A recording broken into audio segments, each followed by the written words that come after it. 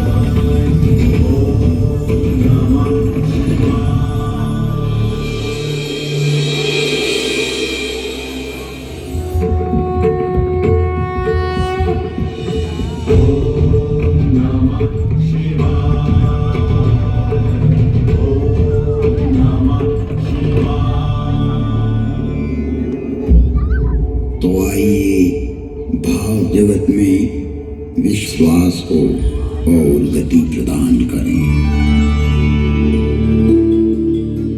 घटना तो कुछ सदियों पहले की ही है कि जब मेहता नरसिंह कृष्ण भक्ति के भाव में लीन रहते थे।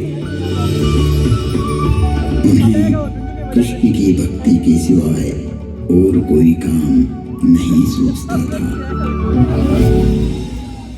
वो अपने बड़े भाई के परिवार के साथ रहते थे।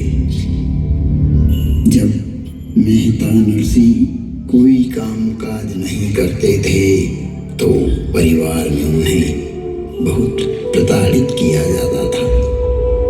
उनके बड़े भाई भी नरसिंह जी की अकर्मण्यता पर आए दिन कुपित होते रहते थे, किंतु मेहता नरसिंह अपनी कृष्ण के स्मरण में इतने खोए रहते थे कि इन सभी प्रताड़नाओं का उनके मन मस्तिष्क पर कोई प्रभाव नहीं पड़ता था। इन सभी घटनाओं के चलते गांव एवं समाज भी उन्हें सताने लगा। इसके उपरांत भी नरसिंह जी अपना जीवन अपने इष्ट को समर्पित कर भाव में लीन रहते थे। एक दिन मेहता नरसिंह जी को उनकी भाभी ने एक ऐसा ताना मारा कि वो सहन नहीं कर पाए। भाभी ने कहा, बड़े भक्त बने फिरते हो, भक्ति का आडंबर करते हो, गांव समाज को मूर्ख बनाते हो, किसी और का कमाया हुआ खाते हो। यदि तुम्हारा ईश्वर के प्रति समर्पण है तो उन्हें क्यों नहीं कहते कि वो तुम्हारा भरण पोषण करें, तुम्हारी सारी आवश्यकताओं की पूर्ति करें। बहुत हो गया ये नाटक।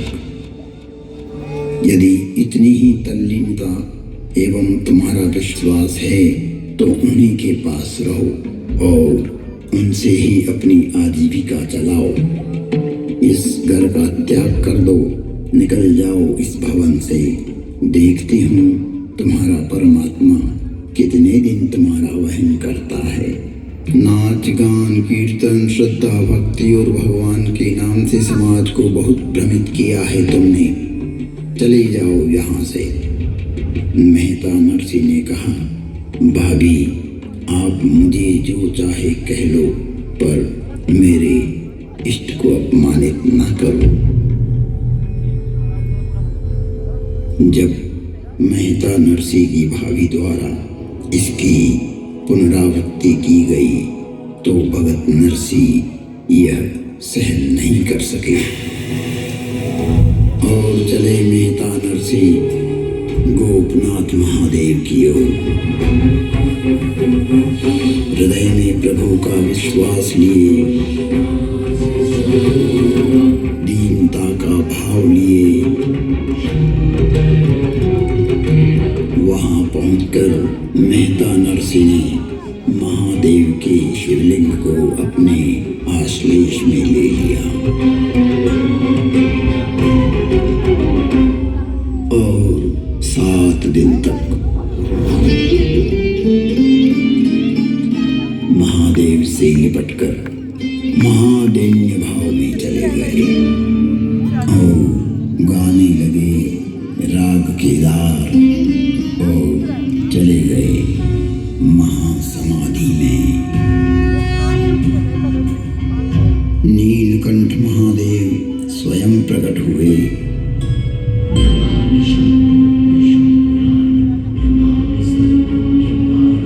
तथा नरसिंह जी की महासमाधि अवस्था बोली,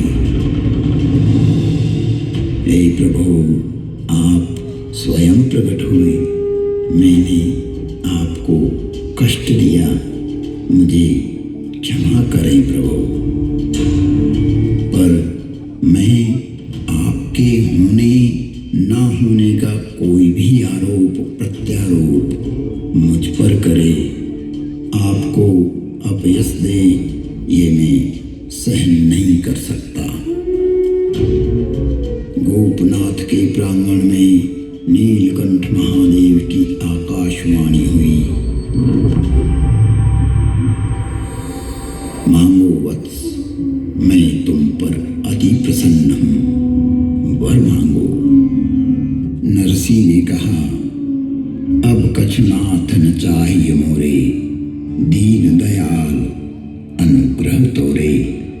फिर भी यदि आप कुछ देना ही चाहते हैं तो मुझे भगवान श्री कृष्ण के महारास दर्शन की प्रबल इच्छा है। वृंदावन की भूमि में जहाँ महादेव को भी गोपी का रूप लेकर प्रवेश करना होता है, महादेव ने मेहता नरसिंह को पूर्णिमा तक प्रतीक्षा करने को कहा और पूर्णिमा के दिन गोपनाथ महादेव के प्रांगण में महादेव ने मेहता नरसिंह पर करुणामय दृष्टिपात किया और नरसिंह जी को दिव्य दृष्टि प्रदान की। हाथ में मशाल लिए मेहता नरसिंह ने भगवान श्री कृष्ण का रास पूर्णिमा की धवल रात्रि में अपने आत्म प्रकाश में यह महारास प्रत्यक्ष देखा।